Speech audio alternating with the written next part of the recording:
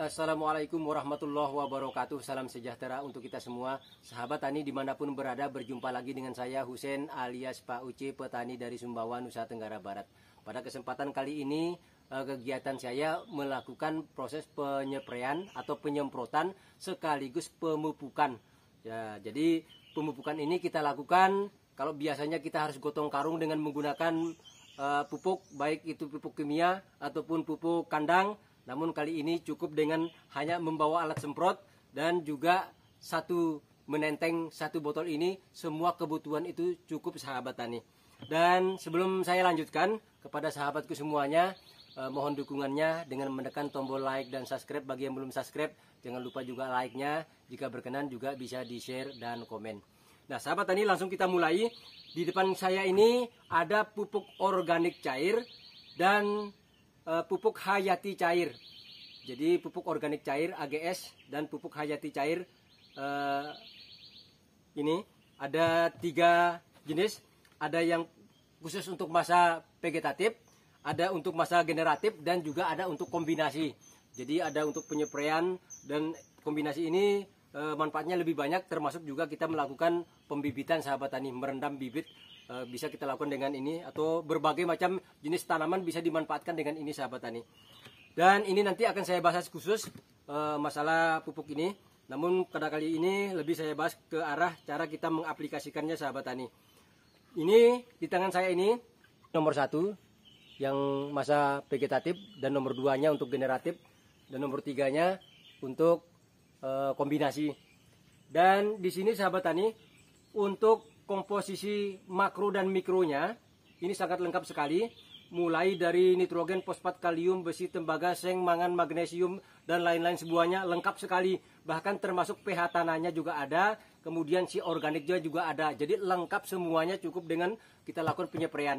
Kemudian bakterinya, agen hayatinya, bakterinya di sini ada Lactobacillus sp, ada Corynebacterium sp, kemudian Pseudomonas fluorescens ini, kemudian ada Bacillus sp, ada Azotobacillus sp.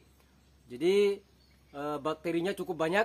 Kemudian juga ada jamur sahabat tani, yaitu jamur Trichoderma sp dan Saccharomyces sp. Jadi lengkap, hanya dengan pupuk ini semua kebutuhan kita dapat terpenuhi. Tanah menjadi gembur, subur, sehat, karena kaya akan unsur hara, juga kaya dengan mikroorganisme. Dan pupuk ini bisa kita aplikasikan baik kepada tanah, juga kepada batang, pelepah, dan sampai ke daunnya sahabat tani. Kemudian untuk aplikasi, pada kesempatan kali ini saya akan melakukan pemupukan untuk masa vegetatif. Nah sahabat tani, ini untuk dosisnya, ini untuk penyepraian kita menggunakan 10 sampai 15 cc per liter air. Berarti ini kita menggunakan tangki yang kapasitasnya 15 liter, dan juga air ini sudah kita siapkan 15 liter. Maka ini berarti kita gunakan 10 ml per liter. Berarti kita gunakan 150 ml sahabat tani. Berarti ini sementara ini ada kita menggunakan takaran ini. Bisa apa saja sahabat tani digunakan. Ini alih-alih, ini 180, maka kita berikan 2/3-nya, jadi tidak sampai penuh. Banyak pun juga tidak masalah sahabat tani, cuma agar kita lebih ngirit. Kemudian ini kita masukin kemari. Setelah itu kita aduk sahabat tani.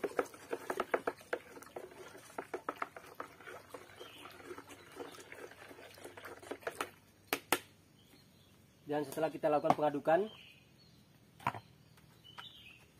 ini langsung kita campurkan, kita masukkan ke dalam tangki. Dan pupuk ini sahabat tani bisa juga dicampur dengan pupuk kimia sintetis. Tapi memang lebih bagus hanya pupuk ini saja sahabat tani, karena kita menggunakan pola tanam organik. Jadi jangan dicampur dengan pupuk apapun, agar tidak berdampak negatif terutama kepada agen hayatinya.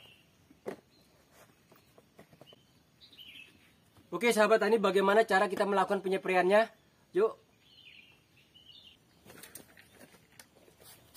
Nah sahabat tani, untuk penyemprotan dapat kita melakukan penyemprotan mulai dari bagian tanahnya, kemudian batang, pelepah sampai kepada daunnya. Kita lakukan penyepraian dengan tekanan tinggi agar dapat dispray atau disemprot secara merata, sehingga unsur hara yang terdapat pada pupuk organik cairnya dapat terserap dengan baik dan maksimal sahabat tani.